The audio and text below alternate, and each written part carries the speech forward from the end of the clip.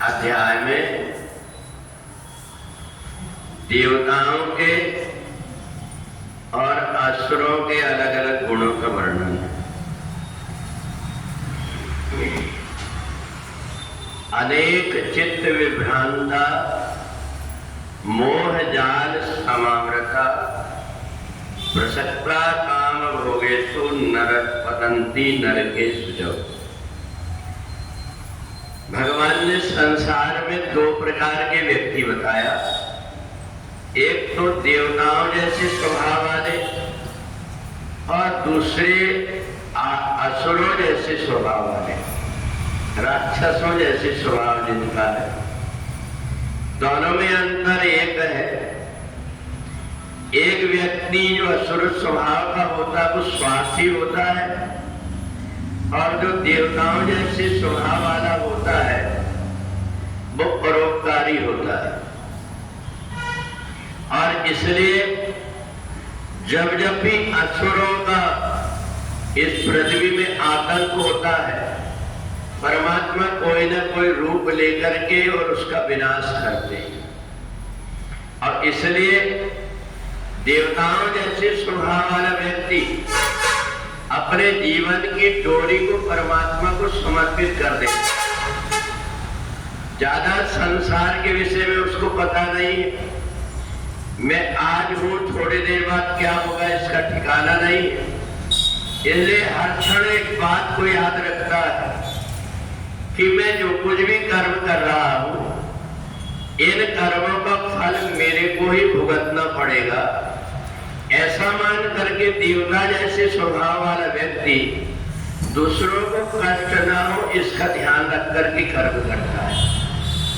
और दूसरा वो व्यक्ति होता है जो असुरों जैसे स्वभाव वाला होता है।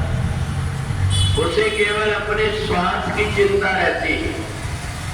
वो दूसरों को सुखी देख करके, दूसरों को प्रसन्न देख करके उसको कष्ट हो जाता है और वह उसको सताने की कोशिश करता है। तो इस प्रकार से दोनों के स्वभाव में अंतर होता है, दोनों की क्रियाओं में अंतर होता है। दूसरा जो असुरी स्वभाव वाला व्यक्ति होता है, बहुत सारी चिंताओं से घिरा रहता है। आज उसके पास जो कुछ है उसका भी भोग नहीं कर पाता। उसको ये नहीं लगता कि जब मैंने जन्म लिया था मेरे पास में कुछ नहीं था, ये सब मेरे भाग्य से परमात्मा ने मेरे को दे दिया। जैसे माता पिता को बेटों की चिंता होती है, उससे 1000 गुना चिंता ज्यादा परमात्मा को होती है। तो ऐसा मान करके जो परमात्मा को भूल जाता है और बस ये सोचता है कि मेरे पास ये भी हो जाए, ये भी हो जाए, वो पूरा दिन तड़पते रहता है। जहां तक कोशिश करता है कि मेरे को मिल जाए, परंतु समय से पहले और भाग्य से ज्यादा किसी को कभी नहीं मिलता।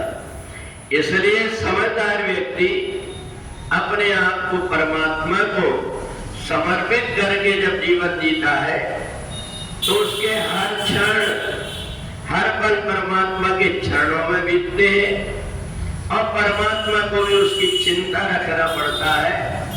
उसके बाद में जो कुछ है उसकी भी रक्षा करते हैं और जो उसको कमी है नहीं है वो भी उसके तक पहुंचाने की कोशिश करते हैं। असुरी स्वभाव वाला व्यक्ति देखता है मैं इतना प्रयत्न करता हूं परंतु मेरे को नहीं मिलता, और ये व्यक्ति कुछ भी नहीं चाहता फिर भी उसके पास क्यों मिलता है, क्योंकि उसको देने वाला कोई और है। और इसलिए जब जब भी देवता जैसे स्वभाव वाले व्यक्ति के ऊपर कोई कष्ट होता है, परमात्मा से रहा नहीं जाता, कोई ना कोई रूप धारण करके आ जाते। जिस समय महिषासुर ने इंद्र का सिंहासन जीत लिया, सारे देवता बड़े परेशान हो गए। आदिशक्ति भगवती जगदम्बा ने उन देवताओं के शरीर से उत्पन्न होकर महिषासुर को सेना समेत समाप्त कर दिया। जो सज्जन व्यक्ति होता है, कोई उसका उपकार करता है तो उसको बार बार याद करता है। ये सब देवता मिलकर के आदि शक्ति भगवती जगदम्बा से प्रार्थना करने लगे, हमारी सामर्थ्य नहीं थी, आपने इन दुष्टों का वध कर दिया, अब हमें क्या करना चाहिए? भगवती जगदम्बा ने कहा एक काम करो, तुम मेरी याद करते रहो, जब जब भी तुम्हारे ऊपर कोई विपत्ति आएगी मैं कोई न कोई रूप से तुम्हारी मदद करूंगी। ये सारे देवताओं ने मन में विचार किया कि हमें परमात्मा के कहे अनुसार भगवती जगदम्बा की आराधना करना चाहिए, परंतु जो सुख के दिन होते हैं उनमें परमात्मा की बहुत कम याद आती है। देवताओं को राज्य मिल गया, वैभव मिल गया, सारे देवता भगवती जगदम्बा को भूल गए, रात दिन भोग में मस्त रहने लगे, नाच गाना देखने लगे, सुरापान करने लगे। जब देवताओं की इस प्रकार की हालत हो गई तो फिर से शुंभ और निशुंभ नाम के राक्षस, जिनके पास में चरण और मुंड, रक्त बीज ऐसे बड़े बड़े योद्धा थे, ये राक्षस उत्पन्न हो गए और उन्होंने देवताओं के ऊपर फिर से आक्रमण कर दिया। तो जब सुख के दिन होते हैं तब हम भगवान को भूल जाते हैं, तो इसलिए हमें ध्यान रखना चाहिए कि हमेशा भगवान का जो चिंतन करता है, दुख में सुमरन सब करे, सुख में करे न कोई, और जो सुख में भी सुमरन करे फिर दुख काहे को होए।